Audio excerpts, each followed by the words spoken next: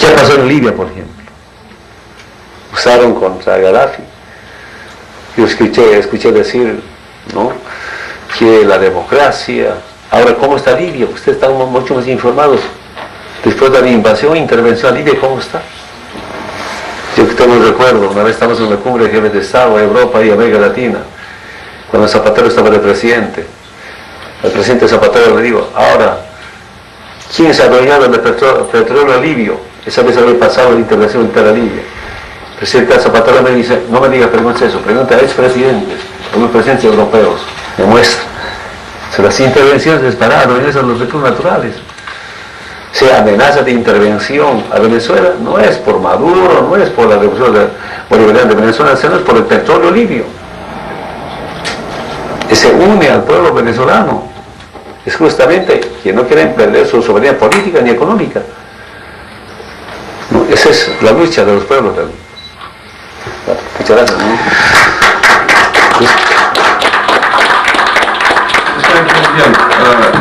Огромное спасибо вам за эти очень интересные ответы. Хотел спросить еще один вопрос. Muy bien, la agenda que está cumpliendo el presidente del Estado Plurinacional de Bolivia, allá en Rusia, en Moscú, recordemos, ha participado de esta conferencia con destacados líderes, además representantes intelectuales de Rusia. El presidente Evo Morales se ha referido a diferentes temáticas. En primera instancia, el primer mandatario hacía referencia a la situación política, a la lucha de sectores, organizaciones en el país. Escuchamos. Pero por lo menos estamos aquí, mañana apoyamos a Rusia. No, победа гарантирую.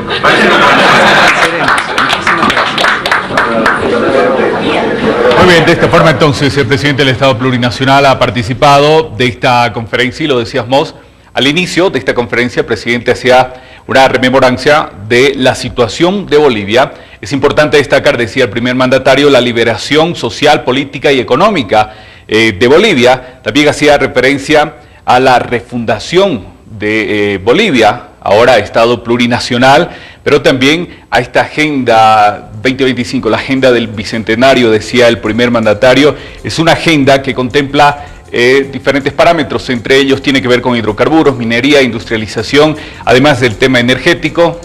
Se ha referido también a este encuentro que ha tenido más temprano con el presidente de Rusia, Vladimir Putin, acerca de estos acuerdos, aquellos que serán firmados también en las próximas horas. Se ha referido a la situación de América Latina, también indicaba la importancia de esta relación que existe ahora entre Bolivia y Rusia, además de esta relación de Bolivia con otros países europeos, países de la región, entre otros. Bueno, así hacemos seguimiento a esta agenda internacional que está cumpliendo el presidente Evo Morales allá en Moscú, en Rusia. Vamos con más. Hace instantes el presidente en ejercicio, Álvaro García Linera, brindaba una conferencia de prensa. Escuchamos, vemos a continuación lo que ocurría hace instantes en Palacio de Gobierno. Vicepresidente, si me permite algunas puntualizaciones. En las últimas horas el señor Luis Revilla ha hablado de la oposición en el país y ha dicho que él ve que la oposición no tiene un proyecto político, pero también ha dicho que ni sumándose todos los opositores podrían hacerle frente a Evo Morales en las urnas, y es por eso que él está lanzando, dice, una alternativa con miras a las elecciones del 2019. Una segunda puntualización, si me permite, vicepresidente, hablando de este tema de Carlos Mesa. ¿Cómo ve su autoridad, vicepresidente, de que el común denominador aparentemente de la gestión de don Carlos Mesa era actuar con mucha celeridad? Y según lo que hemos escuchado por su propia boca de él, es que tenía mucha presión de los diferentes sectores. Hemos logrado tener acceso a algunos decretos supremos, donde, por ejemplo, emitía el decreto supremo durante un día y al día siguiente se conocía ya la adjudicación o qué empresa se llevaba adelante los contratos para la construcción de rutas.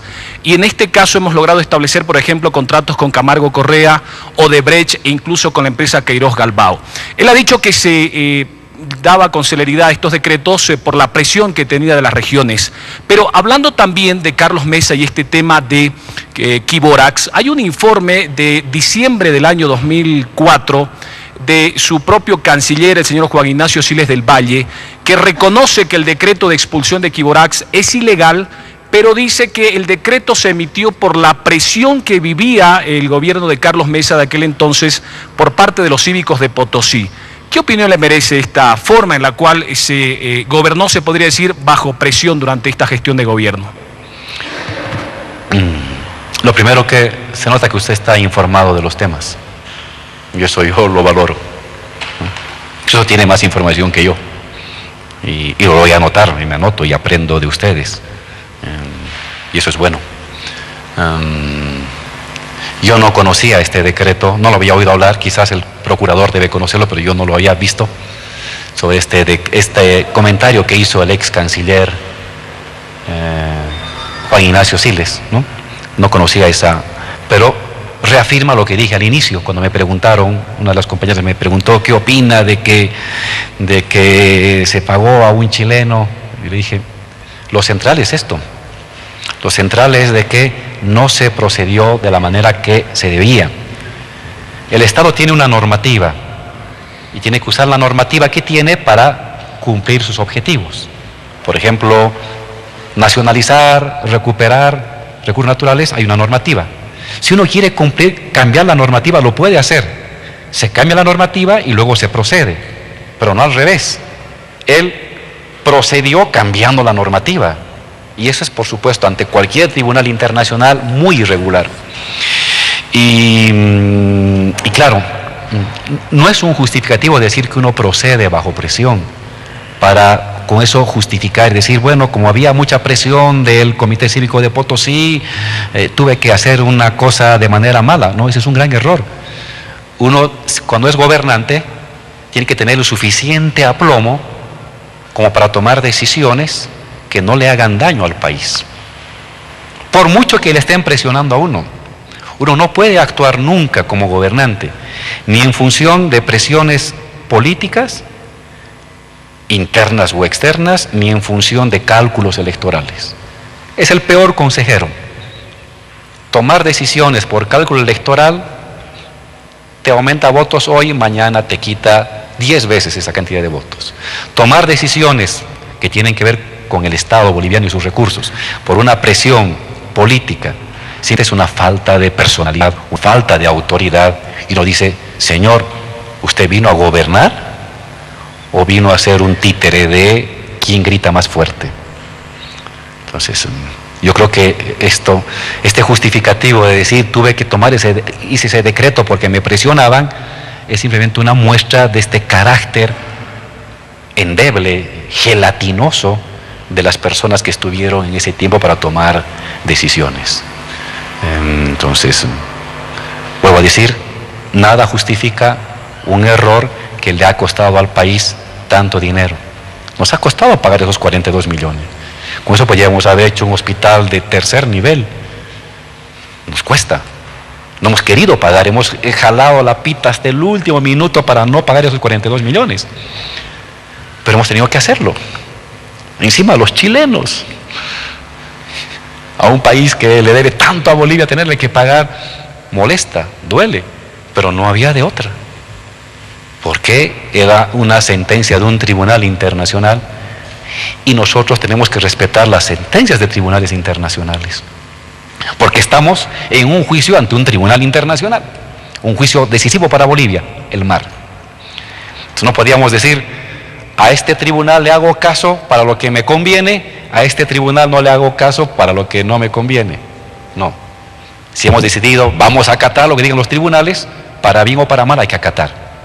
Y aquí se tuvo que pagar esos recursos por un error de procedimiento que lo había tomado el gobierno de Bolivia, no nuestro gobierno, el gobierno del señor Carlos Mesa. Hemos tenido que pagar nosotros un mal error y voy a revisar esa declaración del señor Siles, me llama la atención, pero vuelve a reafirmar que aquí, ese informe de que aquí hubo conscientemente se tomó una muy mala decisión. Y si uno va a tener un espíritu gelatinoso de no ser firme en decisiones, ¿para qué se mete a donde se metió? ¿Para ¿Para qué es gobernante si va a ser una gelatina que tiembla ante el primer soplido, ante el primer viento de una puerta abierta de cualquier lado? Si va a ser así, dedíquese a otras cosas y no venga aquí a asumir una posición de gobierno donde se requiere posiciones bien estudiadas, bien firmes y temple para soportar las críticas que puedan venir tomadas. Entonces, vuelvo a decir, lo que usted me acaba de informar me enriquece, gracias por enseñarme, y voy a ir a leer ese informe que me llama mucho la atención, y la siguiente vez voy a venir con ese informe del señor Siles, lo está mencionando.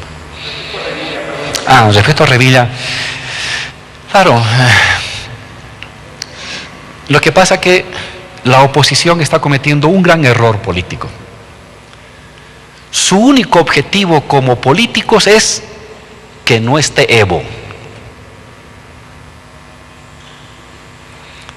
Pero señores, la política no es que no esté una persona. La política es cómo hago que mi país tenga mejor salud, mejor educación, mejor transporte, mejor comunicación, mejor industrialización. Eso es la política. ¿Cómo mejoro los bienes públicos? Eso es un plan de gobierno. Pero pregúntele a un opositor, oiga, ¿qué piensa hacer usted con los hidrocarburos? Y se ponen a balbucear cualquier cosa. Oiga, pregúntele qué vamos a hacer con el hidróxido de litio y el litio metálico. Y van a ir a buscar a Wikipedia, como están acostumbrados a desasnarse leyendo el Wikipedia y nada más. Eso es muy vergonzoso. Una verdadera oposición va a surgir, y vuelvo a decirlo acá, cuando surja un proyecto alternativo de país, no un rencor contra una persona. La oposición ahorita es un nido, una cueva de rencor contra Evo. Oyen la palabra Evo y comienza a salirle bilis por los ojos. Eso no es hacer política. Nunca se puede hacer política por rencor, ni por envidia. Se hace política proponiendo algo al país. Y el señor Revilla lo que está develando es esa falla estructural de la oposición. Quieren presentarse ante el electorado con un único plan de gobierno que es fuera Evo. Eso no es un plan de gobierno. Eso es rencor personal. El día en que la oposición, todos los partidos de oposición, comiencen a vislumbrar un otro tipo de país, mejor que el que nosotros vislumbramos, nos van a ganar. A eso es lo que yo le tengo miedo.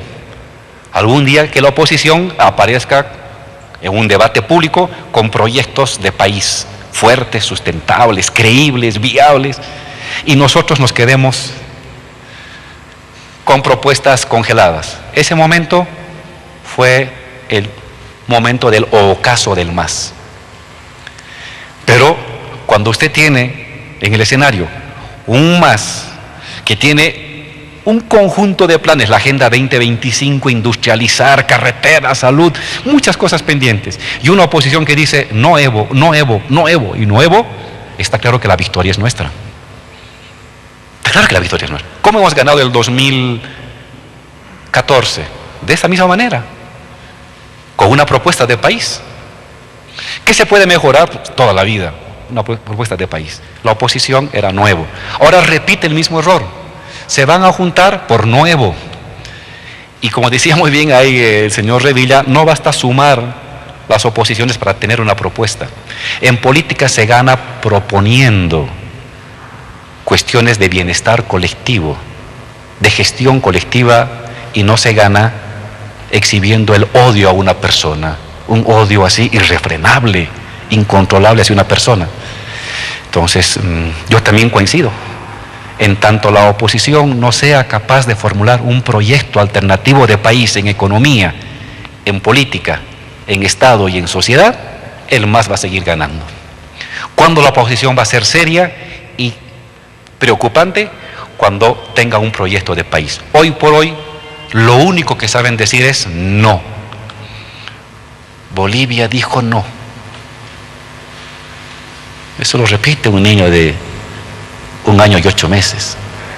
No una persona adulta que quiere gobernar un país.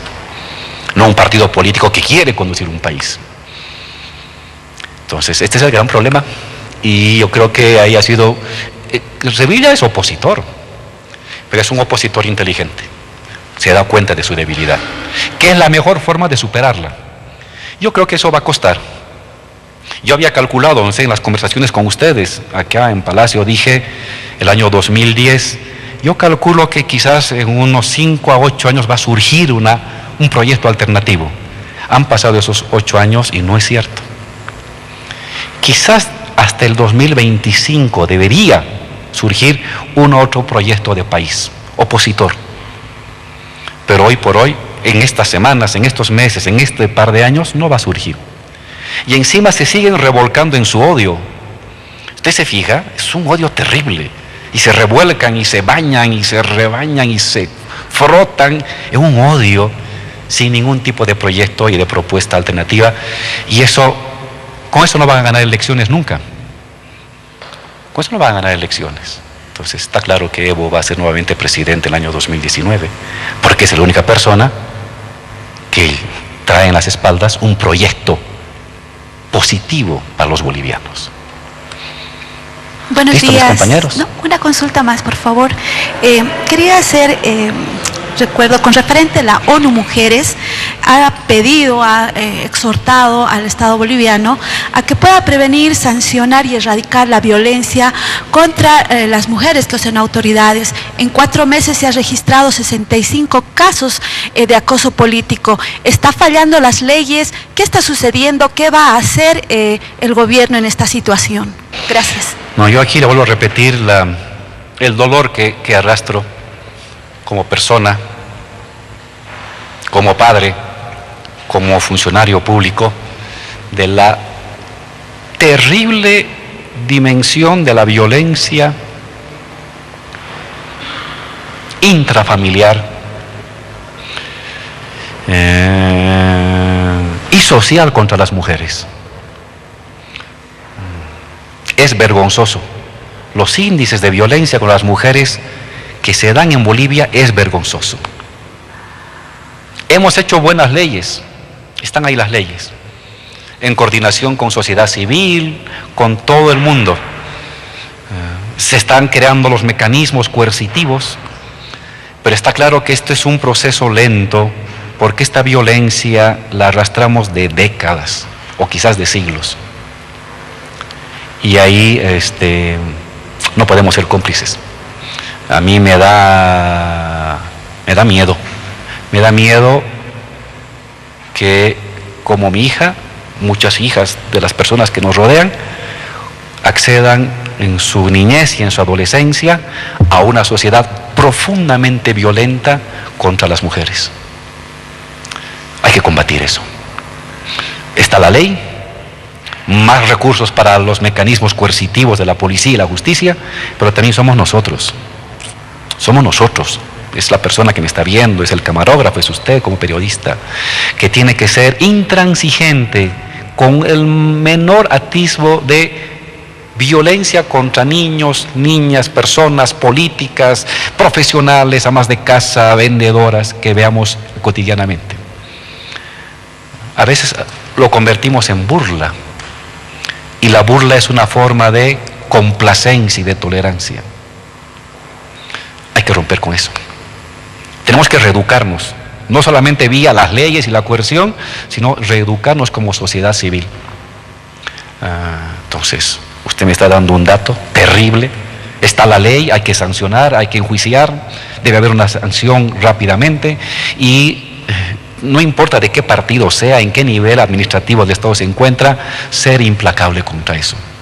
Pero en paralelo, en la vida cotidiana, cuando vea a sus hijos jugar, cuando vea a la hermana o a la tía ser objeto de algún tipo de agresión, intervenga, dé la cara, apoye. Lo tenemos que hacer todos nosotros. No es un problema de las autoridades. La violencia contra la mujer no lo van a resolver las autoridades. Que cumplan su trabajo, pero también lo vamos a resolver nosotros, si somos copartícipes de enfrentar, de criticar, de rechazar la violencia que ejercemos contra niñas, contra adolescentes, contra mujeres, contra políticas, contra funcionarios, contra cualquier tipo de mujer. Estos índices de violencia contra la mujer son vergonzosos y es una responsabilidad del gobierno, lo asumimos, pero también de la sociedad civil de combatir. Compañero, me tengo que ir a entregar un puente. Algunos colegios están distribuyendo material relacionado a la identidad sexual, el tema de transgénero. ¿Hay algún plan del Ministerio de Educación para regular este tema? Y una segunda pregunta, ¿este sábado se va a definir el reglamento para la elección del nuevo fiscal general en la Asamblea? ¿De la elección del nuevo fiscal general. Sí, todavía no. No, este sábado solamente es con el tema de el informe del ministro de Producción sobre las empresas públicas, sobre las empresas estatales, sobre el funcionamiento de las empresas estatales. Pero no vamos a tratar nada del tema del fiscal. Seguramente hay un cronograma. Voy a acordar con presidentes de cámaras y de comisiones el cronograma para cumplir lo que dice la Constitución. Este año toca la renovación, es este año, pero vamos a fijar bien los plazos y los procedimientos para proceder a ello. Y sobre la distribución de estos textos, no tengo conocimiento, no sabría, y leyendo el documento le puedo dar un comentario. En todo caso, está bien que la juventud debata sobre estos temas de identidad. No tiene que ser un tema tabú. Así como la ciencia ha demostrado que hay una evolución del ser, de los seres vivos que culminan con el ser humano, en el tema de género, la sociedad y el conocimiento universal ha avanzado en la tolerancia, la pluralidad y el respeto. Pero sobre estos criterios generales tengo que ver el documento, leerlo y decirle si está bien o está mal. Pero en principio tiene que haber debate, desde muy niño, por supuesto. Muchas gracias, me tengo que ir.